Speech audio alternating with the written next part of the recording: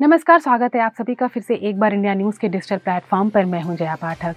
बंगाल में चुनावी बयानबाजी का दौर अपने चरम पर है। इस बयानबाजी में एक तरफ जहां भाजपा अपना एजेंडा सेट करने में लगी हुई है, तो वहीं दूसरी तरफ टीएमसी बैकफुट पर है। टीएमसी केवल भाजपा के आरोपों का जवाब देने में लगी हुई है।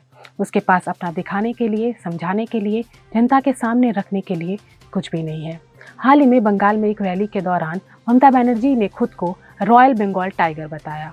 अब यहाँ पर सवाल ये उठता है कि ममता बनर्जी को ऐसे क्या जरूरत आ पड़ी कि उन्हें खुद ये उपाधि अपने ऊपर लेनी पड़ी। अगर उन्होंने बंगाल में विकास कार्यों को गति दी होती, जनता के सामने ऐसे कार्य किए होते, तो जनता खुद उन्हें ये उपाधि देती। उन्हें खुद ब खुद ये टैग जो है वो लेने की जरूरत नहीं पड़ती। वहीं दूसरी तरफ बंगाल में रैलियों के दौरान भाजपा टीएमसी को घेरने में कोई भी कसर नहीं छोड़ रही है। हम आपको बता दें कि टीएमसी भाजपा में अपने रथ यात्रा का शुरुआत कर चुकी है। ये रथ यात्रा 5 फेज में होने हैं, 294 विधानसभा क्षेत्र से होकर गुजरेंगे। इस रैलियों में भाजपा टीएमसी पर जमकर बरस रही है। भाजपा ने टीएमसी पर आरोप लगाते हुए कहा है कि जिस माँ माटी मानुस का स्लोगन देते हुए टीएमसी सत्ता में आई थी, अब वही स्लोगन T3 में बदल गया है। तुष्टीकरण, तानाशाही और तोलाबाजी। अब बंगाल का नाम इसी चीजों में सिमट कर रह गया है। बंगाल में विकास के कार्य थम से गए हैं और विकास की गति पर भी ब्रेक लग गया है। भाजपा ने टीएमसी पर यह आरोप लगाते हुए कहा है, टीएमसी ने बंगाल की जनता तक जो केंद्र सरकार द्वारा जारी की गई योजनाएं हैं, उनका लाभ उन्होंने जनता तक पहुंचने ही नहीं दिया, क्योंकि केंद्र द्वारा जारी की गई नीतियों को बंगाल में लागू नहीं होने दिया। और यहाँ पर भाजपा ने टीएमसी पर यह भी आरोप लगाया है कि जब से टीएमसी सत्ता में आई है, वहाँ पर किसी भी तरह के विकास कार्य नहीं हुए हैं। इंफ्रास्ट्रक्चर ऐसी है कि किसी भी बाहरी कंपनी ने बंगाल में अपने पैर नहीं पसारे हैं।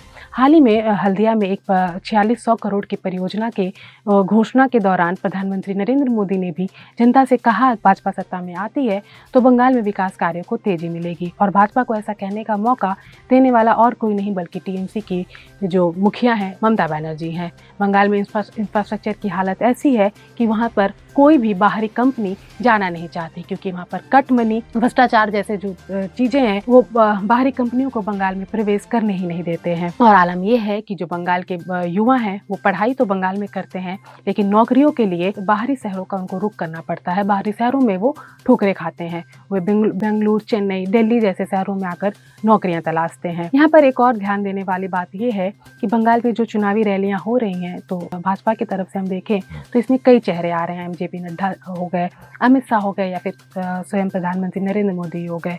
लेकिन अगर बात हम यहीं पर टीएमसी की करें तो हर रैली में सिर्फ एक चेहरा दिखाई देता है, वो टीएमसी मुखिया सीएम ममता बनर्जी का। ऐसा इसलिए क्योंकि सीएम ममता बनर्जी ने किसी लोकल लीडर को डेवलप ही नहीं किया, लोकल फेस को उन्होंने बढ़ावा ही नहीं दिया।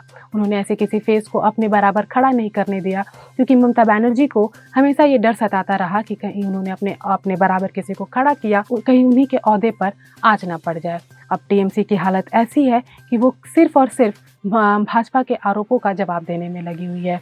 किसी भी चुनाव में एजेंडा जो है वो सबसे महत्वपूर्ण होता है। अगर हम बात एजेंडे की करें तो इस चुनाव में भाजपा का जो पलड़ा है वो टीएमसी सरकार से काफ़ी ज़्यादा भारी है। और टीएमसी सरकार क्या कर रही है, तो वो केवल और केवल भाजपा द्वारा लगाए गए आरोपों का जवाब दे रही है, क्योंकि उनके पास अपना कुछ भी बताने के लिए और जनता को दिखाने के लिए कुछ भी नहीं है। आपको ये जानकारी कैसी लगी हमें ज़रूर बताइएगा।